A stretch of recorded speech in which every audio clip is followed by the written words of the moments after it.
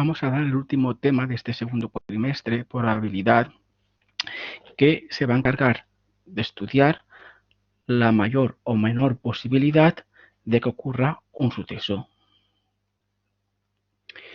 Bien, tenemos dos tipos de experimentos, un experimento o fenómeno aleatorio y un experimento o fenómeno determinista. ¿Qué diferencia hay entre estos dos tipos de experimentos?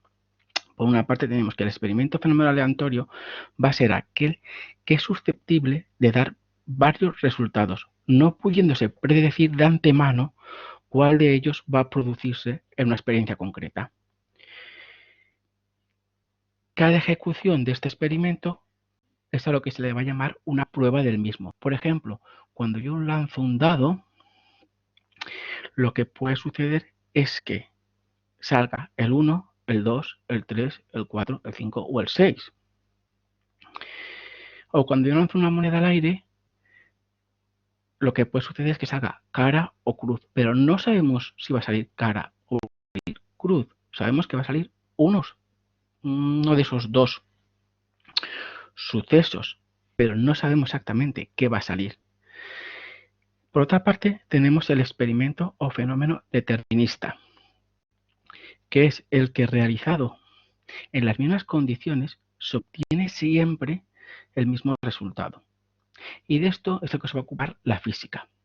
¿Qué quiere decir? Si yo dejo caer un objeto desde una cierta altura en el vacío, yo voy a saber el tiempo que va a tardar en caer. Y yo voy a asociar que cae el objeto. Si ese experimento lo vuelvo a repetir con las mismas condiciones, es decir, en el vacío, dejando caer desde la misma altura, puede ser otro objeto porque no depende de la masa. Voy a poder calcular el tiempo que cae, la velocidad que lleva cuando llega al suelo y va a dar lo mismo que había dado anteriormente. ¿De acuerdo? Entonces, esta diferencia entre un experimento o fenómeno aleatorio y un experimento o fenómeno determinista. Luego tenemos lo que es un suceso elemental. Un suceso elemental es cada uno de los posibles resultados del experimento aleatorio. Por ejemplo, al lanzar un dado, los sucesos elementales serían 6. Yo le he llamado S1 sacar un 1, S2 sacar un 2, S3 sacar un 3, S4 sacar un 4, S5 sacar un 5 y S6 sacar un 6. Esos serían cada uno de los posibles resultados del experimento aleatorio, en nuestro caso, al lanzar un dado. El espacio probabilístico o espacio muestral es el conjunto de todos los sucesos elementales. En el caso de lanzar un dado, el espacio muestral sería 1, 2, 3, 4, 5 y 6. En el caso de lanzar una moneda, el espacio muestral tiene dos elementos, que sería cara y cruz. Un suceso es cualquier subconjunto del espacio muestral. Diremos que un suceso A ocurre o se verifica en una prueba si el resultado de la misma es uno de los sucesos elementales que pertenece a A. Si tiramos dos monedas al aire, ¿no? Entonces llamamos el suceso A que al menos salga una cara, ese suceso A constaría de tres sucesos elementales. Que salga cara cara, cara cruz y cruz cara. ¿De acuerdo? Entonces, en todo espacio muestral podemos distinguir los siguientes sucesos. Sucesos elementales, que son los subconjuntos con un solo elemento, que es lo que hemos visto, por ejemplo, al lanzar una moneda, cara o cruz, son los sucesos elementales. Suceso seguro es el propio espacio muestral. Seguro que el espacio muestral se puede dar. El suceso imposible es el que no posee ningún suceso elemental, el que nunca se puede verificar. Diremos que un suceso A implica el B si siempre que se verifica A se verifica B. Eso se indicaría con este símbolo. Se indica que A está incluido en B, pues todos los sucesos de A pertenecen a B. Es decir, si A es sacar un 2 y B sacar par, si se cumple sacar un 2, se va a cumplir, sacar par. Dos sucesos son iguales cuando contienen los mismos sucesos elementales. Esto se puede expresar diciendo que se implican mutuamente A incluido en B y B incluido en A. Entonces, esos dos sucesos serán iguales. El suceso contrario también se le conoce con el nombre de complementario de A. Es el formado por los sucesos elementales de E que no están en A. Y se representa con, como el suceso hemos llamado A, con una comita encima, con una C o con una raya. Entonces, si este es el espacio muestral y esto es A, el complementario o contrario de A sería todos los elementos o sucesos de E que no están incluidos en A. Si E es 1, 2, 3, 4 y 5 y 6 y A es 1, 2, el A complementario sería 3, 4, 5, 6. Operaciones con sucesos. Dados dos sucesos A y B, se llama unión y lo representaremos con este símbolo. El suceso formado por todos los elementos de A y todos los elementos de B. Entonces, aquí tenemos el suceso A, el suceso B, A unión B sería el formado por todos los elementos de A y todos los elementos de B. La intersección, se inventa con este símbolo, es el suceso formado por todos los elementos que son a la vez de A y de B. Este sería el de intersección, que son a la vez de A y de B. La diferencia es el suceso formado por todos los elementos, en este caso si es A menos B, todos los elementos de A que no son de B. ¿Veis? Este sería todo A y entonces a A le quito aquellos que también pertenecen a B. Entonces A menos B son todos los elementos de A que no son de B. Si este trocito aquí que está pintado de verde. Dos sucesos A y B se llaman incompatibles y este término lo vamos a utilizar bastante cuando no tienen ningún elemento en común. Es decir, cuando la intersección de A y B da el conjunto vacío. Es decir, A y B son disjuntos, no tienen ningún elemento en común. Cuando dos conjuntos A y B no tienen ningún elemento en común, se les llaman incompatibles. ¿Qué propiedades tiene la unión y la intersección de conjuntos? Por una parte tenemos la idempotencia. La idempotencia significa que la unión, en el caso de la unión, o la intersección, en el caso de la intersección, de un conjunto A consigo mismo es el propio A. El propio A. A unión A es igual a A intersección A es igual a. Eso sería la idempotencia. También cumplen la propiedad asociativa, en el que el resultado de la unión de tres conjuntos no depende de la manera en la que se agrupen estos conjuntos. Aquí, como veis, se agrupan de diferente manera. Aquí hacemos B unión C primero y luego hacemos A unión, lo que ha dado B unión C. Y esto es lo mismo que agrupar primero A unión B, hacer la unión de A con B, y después lo que ha dado hacer la unión con C. En el caso de intersección, también da lo mismo. Hacemos primero B intersección C y luego hacemos A intersección, lo que ha dado B intersección C. Eso es igual a A intersección B, hacer el primero, y lo que dé hacer la intersección con C. También cumplen la unidad de intersección la propiedad conmutativa o también se dice conmutatividad. Que eso quiere decir que el resultado de la unión, en el caso de la unión, de intersección de los conjuntos no dependen del orden en que se tomen. Es decir, A unión B es igual a B unión A. No importa el orden en que se realice la unión, o que A intersección B es igual a B intersección A.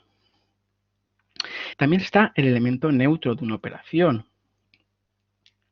que sería, en el caso de la unión, el elemento neutro sería el conjunto vacío, porque A unión conjunto vacío da A. Es decir, al hacer la unión de A con el conjunto vacío, no se altera el conjunto que nos estamos tratando, que es la A intersección E es A. Luego, el elemento neutro de la intersección es el espacio muestral. También tenemos el conjunto absorbente. Para la operación de la unión, en este caso, el conjunto absorbente es el conjunto muestral, porque la unión de cualquier conjunto, en este caso conjunto A, con el espacio muestral, dará como resultado el espacio muestral. Para la operación de la intersección, el conjunto absorbente es el conjunto vacío, porque la intersección de cualquier conjunto, en este caso A, con el conjunto vacío, dará como resultado el conjunto vacío. También tenemos la propiedad distributiva de la unión, en este caso, respecto a de la intersección, en el cual la unión de un conjunto A con la intersección de los conjuntos B y C es igual a la intersección de las respectivas uniones del conjunto A con los conjuntos B y C. La propiedad distributiva, en este caso, de la intersección respecto de la unión, nos dice que la intersección de un conjunto A con la unión de los conjuntos B y C es igual a la unión de las respectivas intersecciones de A con los conjuntos B y C. También tenemos lo que se llaman las leyes de Morgan. Las leyes de Morgan, si os fijáis, lo que hacen es permiten intercambiar la unión y la intersección, a través del complementario, y serán útiles en el cálculo de probabilidades de sucesos. La primera ley de Morgan nos dice que el complementario de la unión, acordaros de que esta rayita, esa comita ahí encima significa complementario, que también puede ser una línea horizontal, una raya horizontal. El complementario de la unión es la intersección de los complementarios. La segunda ley de Morgan dice que el complementario de la intersección, es la unión de los complementarios. Y por último, tendríamos los complementarios. Es decir, el complementario del conjunto complementario es el mismo conjunto A. La unión de A con su complementario da el espacio muestral. La intersección de A con su conjunto complementario da efectivamente el conjunto vacío porque no tendrían nada en común. Y que el complementario del conjunto vacío es el espacio muestral. Visto esto, pasamos a la definición de probabilidad. Primero vamos a empezar con la idea intuitiva de probabilidad, con la ley de los grandes números. Entonces, si un experimento aleatorio se repite muchas veces y en idénticas condiciones, el cociente entre el número de veces que aparece un resultado, un suceso, y el número total de veces que se realiza ese experimento, tiende a un número fijo. tiene el inconveniente de variar la sucesión de las frecuencias relativas de una serie de realizaciones a otras. Si bien el valor a que se aproxima a medida que el número de reacciones aumenta, se mantiene estable. Entonces aquí lo que tenemos es la frecuencia relativa que vimos en el tema anterior del suceso A. La frecuencia relativa es igual a la frecuencia absoluta partido por el número de casos. Entonces, cuanto más veces realizamos este experimento, este cociente va a tender a un número fijo. Es decir, no es lo mismo que yo realice 100 veces que 1000, que 10.000. Cuanto más veces realice el experimento, este número, ese cociente, va a tender hacia un número determinado. Las propiedades de la frecuencia relativa van a ser, están comprendidas, la frecuencia relativa está comprendida entre 0 y 1, siempre va a ser mayor que 0 y menor que 1, o sea, mayor o igual que 0 y menor o igual que 1, para cualquiera que sea el suceso A. Es decir, que siempre que voy a hacer yo el cociente entre la frecuencia absoluta y el número total de veces que realizo el experimento, ese número me va a dar siempre entre 0 y 1. La frecuencia relativa de la unión de conjuntos es igual a la frecuencia relativa de A más la frecuencia relativa de B. Si, ojo, si no tienen A y B ningún elemento en común, es decir, si la intersección es igual a 0, es decir, si son incompatibles. La frecuencia relativa del espacio muestral va a ser 1, la frecuencia relativa del conjunto vacío va a ser 0. Entonces, ya le damos ya una definición más formal, la probabilidad de un suceso es el número al que tiende la frecuencia relativa asociada al suceso a medida que el número de veces que se realiza el experimento crece. ¿De acuerdo? Es decir, que realmente la probabilidad es la frecuencia relativa. Y cuanto más veces realizamos ese experimento, más se va a aproximar a un valor fijo.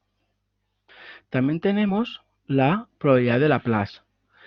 En el caso de que todos los sucesos elementales del espacio muestral sean equiprobables, Laplace define la probabilidad del suceso A como el cociente entre el número de resultados favorables a que ocurre el suceso A en el experimento y el número de resultados posibles del experimento. ¿Vale?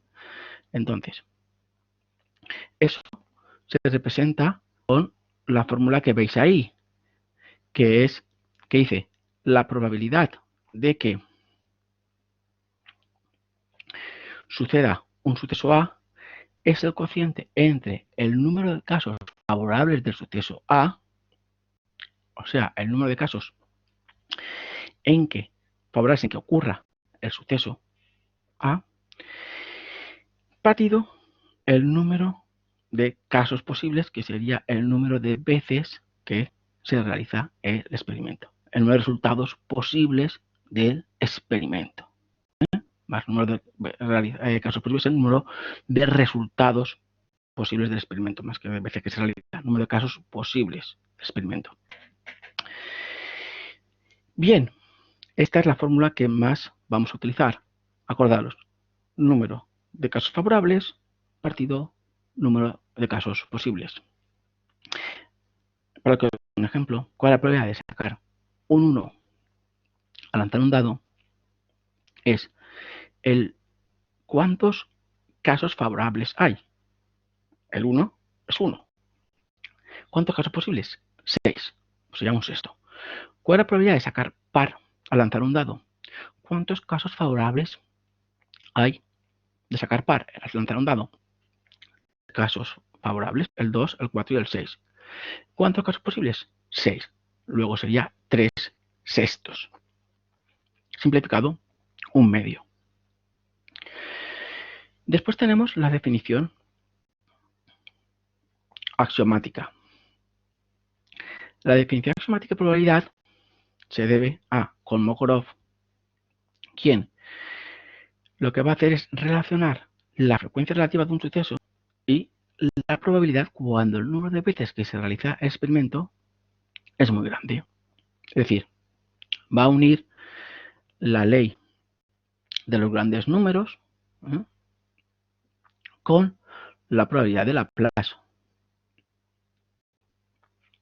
Entonces, dice, si al espacio muestral E de un cierto experimento aleatorio, la probabilidad de que cada suceso es un número que va a verificar lo siguiente. Cualquier que sea el suceso, la probabilidad de A va a estar comprendida entre 0 y 1. La probabilidad de A va a ser mayor o igual que 0 y menor o igual que 1. Es decir, podemos tener un valor de probabilidad menor que 0 y nunca podemos tener un valor de probabilidad mayor que 1. Es decir, nunca vamos a ver que la probabilidad es 3. No. La probabilidad 1 es que va a suceder seguro. La probabilidad 0 es que no es imposible que suceda. Acordaos, la probabilidad es un número comprendido entre 0 y 1. Puede ser 0 y puede ser 1. Si dos sucesos son incompatibles, la probabilidad de su unión es la suma de sus probabilidades. Es decir, si la intersección es igual a 0, no tiene ningún elemento en común, la probabilidad de A unión B es igual a la probabilidad de A más la probabilidad de B. Y la probabilidad total es 1. La probabilidad de espacio muestral es 1. Si os fijáis, esto coincide con las propiedades de la frecuencia relativa que habíamos visto con la ley de los grandes números. Pues bien, a partir de aquí tenemos una serie de consecuencias. La probabilidad del suceso contrario o complementario es 1 menos la probabilidad de A. La probabilidad del conjunto vacío es 0. Si el conjunto A está incluido en B, entonces la probabilidad de A va a ser menor o igual que la probabilidad de B. Si tenemos una serie de sucesos, a sub 1, a sub 2, a sub k, que son incompatibles 2 a 2, entonces la probabilidad de la unión de todos esos sucesos es igual a la probabilidad de que ocurra el suceso primero más la probabilidad de que ocurra el suceso segundo más la probabilidad de que ocurra el suceso tercero, así sucesivamente. ¿De acuerdo?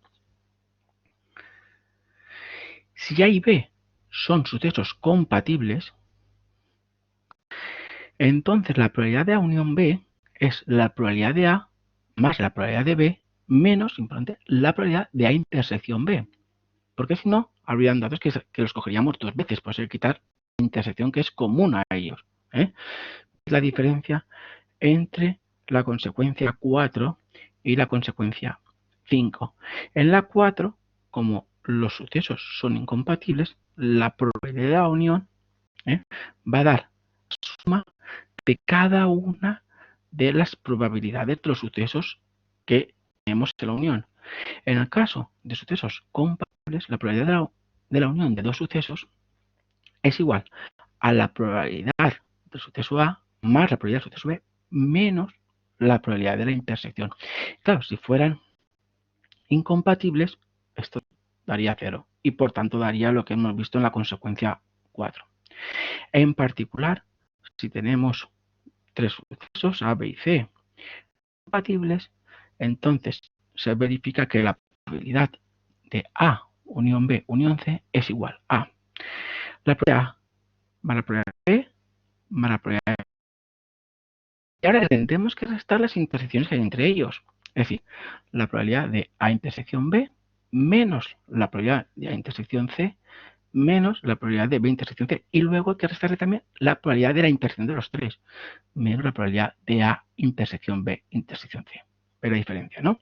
Aquí solo teníamos dos sucesos, ahí teníamos tres y podemos tener 3, 4, 5 y se aplicaría la misma fórmula.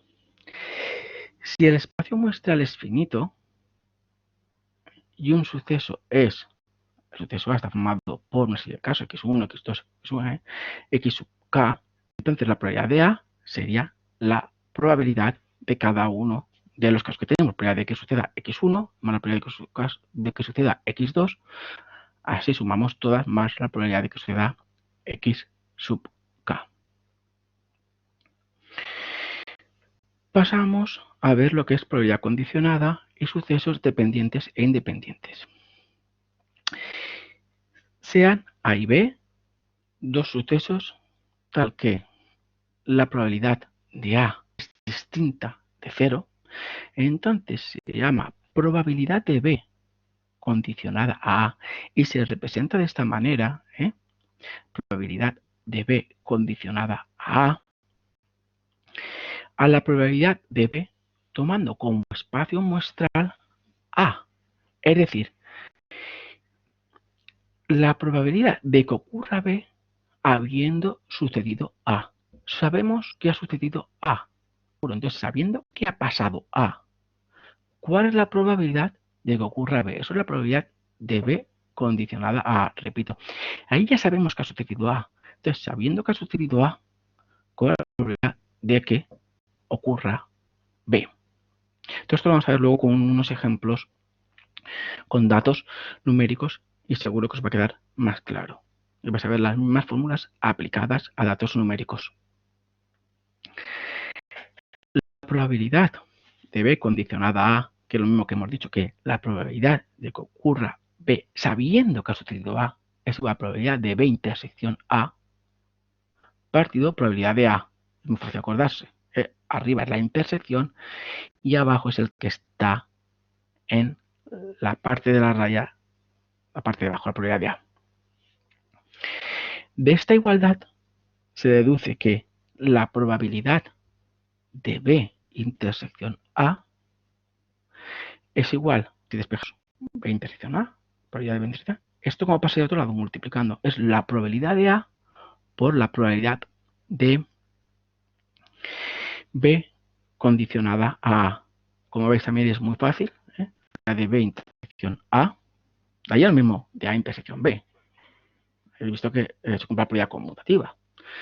Es la probabilidad de A por, y aquí está la A arriba, pues aquí pasa la A abajo, ¿verdad? La probabilidad de A por la probabilidad de habiendo salido A que ocurra B. Para tres sucesos, A, B y C, la probabilidad de la intersección de esos tres sucesos sería, como aquí ponemos en primero A, por la probabilidad de que ocurra A, por la probabilidad de que habiendo sucedido A, ocurra B, por, ahora, todo lo anterior, por la probabilidad de que habiendo sucedido A y B, ocurra C. ¿De acuerdo? Y así se podría continuar poniendo más sucesos. ¿Lo veis, no? Cómo se ampliaría la probabilidad de la intersección. Entonces decimos que dos sucesos A y B son independientes entre sí si la ocurrencia de uno de ellos no modifica la probabilidad del otro. Es decir, la probabilidad de que ocurra B habiendo sucedido A es igual a la probabilidad de B, o la probabilidad de que ocurra A habiendo sucedido B es igual a la probabilidad de A. Ahí me está diciendo que esos dos sucesos son independientes porque el que haya ocurrido en este caso A no modifica la probabilidad de B, ¿lo veis? La probabilidad de que ocurra B habiendo sucedido A me da la probabilidad de B. Luego no influye el que haya sucedido A para que se modifique la probabilidad de B. En este caso tampoco. En cambio decimos que dos sucesos A y B son dependientes entre sí si la ocurrencia de uno de ellos modifica la probabilidad del otro. Es decir, la probabilidad de B, de que se dé habiendo ocurrido A, es distinta a la probabilidad de B. Es decir, ha cambiado, no me da la probabilidad de B como antes. O que la probabilidad de que A habiendo ocurrido B no me da la probabilidad de A. Bueno, entonces diríamos que son dependientes. ¿Por qué? Porque lo que haya pasado va a modificar, lo que haya pasado A va a modificar el que pase B, la probabilidad de B. Como consecuencia inmediata de la definición, se tiene que dos sucesos A y B son independientes si se cumple. La probabilidad de A intersección B es la probabilidad de A por la probabilidad de B. Entonces, cuando ocurra esto, vamos a decir que son independientes. ¿De acuerdo? Entonces, tres sucesos A y B y C son independientes. 2 a 2, sí, la probabilidad de A intersección B es probabilidad de A por la probabilidad de B. Probabilidad de A intersección C es probabilidad de A por probabilidad de C. Y la probabilidad de B intersección C es probabilidad de B por probabilidad de C. Entonces se dirá mutuamente independientes si además, en este caso eran 2 a 2, anterior eran 2 a 2, se dirán que son mutuamente independientes si además se cumple que la probabilidad de A intersección B intersección C es igual a la probabilidad de A por la probabilidad de B por la probabilidad de C. Antes de continuar explicando más, vamos a ver esto último que hemos visto con, como he dicho, con ejemplos numéricos para que queden más claros. Aquí tenemos en una caja, ponemos 10 canicas, de las cuales 2 son verdes, 4 azules y 4 blancas. Imaginamos, tenemos una caja con 10 canicas. Las canicas son 2 verdes, 4 azules y 4 blancas. Se van a escoger 2 canicas al azar, una primero y otra después. Se pide ya la probabilidad de que ninguna de ellas sea azul, bajo las siguientes condiciones. Vamos a poner 2 condiciones. Vamos a estudiar este problema con un caso y luego con otro caso. El caso es con reemplazo. Esto es, regresando a la primera canica antes de la segunda selección. Y hay que indicar si se trata de eventos independientes o dependientes. Y el segundo caso es sin reemplazamiento, de tal forma que la primera canica extraída queda fuera de la caja al momento de hacer la segunda selección. De igual manera, tenemos que señalar si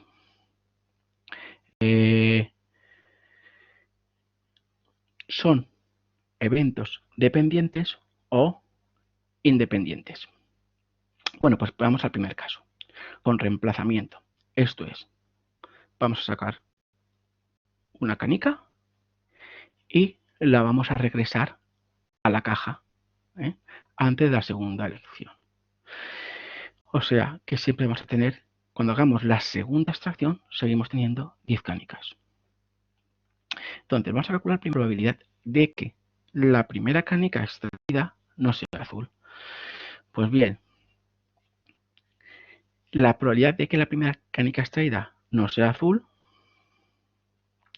para ello vamos a calcular primero la probabilidad de que sea azul. La probabilidad de que sea azul es 4 sobre 10, porque tenemos, aplicando, como he dicho antes, Laplace, probabilidad de Laplace, tenemos que serían casos favorables partido por casos posibles. Entonces, ¿cuántos casos favorables tenemos? En este caso, 4. ¿De cuántos posibles? De 10. ¿Lo veis, no? Tenemos 4 canicas azules y tenemos 10 casos posibles porque tenemos 10 canicas que sacar. Luego, 4 sobre 10 sería 2/5. Pues bien, pero yo quería la de que no salga azul. Entonces, la probabilidad del suceso contrario, como os he dicho anteriormente, es 1 menos la probabilidad de que salga azul, luego 1 menos 2/5 son 3/5. Se podría haber hecho también directamente, pues la probabilidad de que salga verde o blanca. Verde o blanca es probabilidad de la unión. O la probabilidad de que salga verde, 2 décimos, porque tenemos 2 verdes sobre 10. ¿Cuál es la probabilidad de que salga blanca? Pues aplicando la probabilidad de Laplace, sería 4 sobre 10, 4 posibles, 4 casos favorables de los 10 posibles. Luego sumamos y da 6 décimos simplificado de 3/5. O sea, que cualquiera de las dos formas se podría calcular. Como mejor lo veáis. Os he puesto las dos para que veáis que no solamente hay una forma de hacerlo. Pero bueno, hemos extraído solamente una canica, queremos traer 2. Como es un emplazamiento, volvemos a poner la canica que hemos sacado dentro de la caja. Entonces, la probabilidad de que no salga azul, la segunda canica no ha cambiado, sigue siendo 3/5. Calculada de las dos formas son 3/5, lo veis, ¿no? Porque siguiendo tenemos el mismo número de canicas. Luego la probabilidad de que nos, como el problema nos decía, la probabilidad de que en dos extracciones no salga azul, o sea, que en la primera no salga azul y en la segunda no salga azul, eso empezaría con la intersección. Probabilidad de no azul, intersección de no azul, es probabilidad de no azul por probabilidad de no azul, que es 3/5 por 3/5, 9/25. Pues bien, estos eventos son independientes, ya que la canica extraída se ha vuelto a introducir y el primer evento no influye en la probabilidad de que ocurra el segundo. ¿Lo veis, no? Lo que hemos dicho. El que nosotros ya hemos sacado una bola que no se pone en la primera extracción no influye en la segunda extracción para nada. Luego esos eventos son independientes. Entonces, la probabilidad de la intersección es, en este caso, los conjuntos complementarios, es la probabilidad del primer conjunto complementario por la probabilidad de A complementario de azul, de que no salga azul, por la probabilidad de que no salga azul. Pasamos ahora al caso B, que es sin reemplazamiento.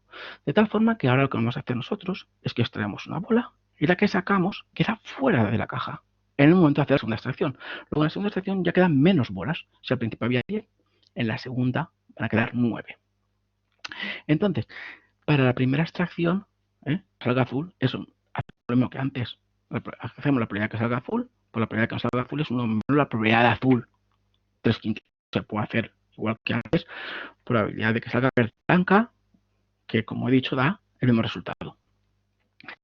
Importante, para la segunda extracción tenemos 9 canicas en la bolsa, puesto ya que la primera canica que hemos sacado no ha regresado, ¿vale?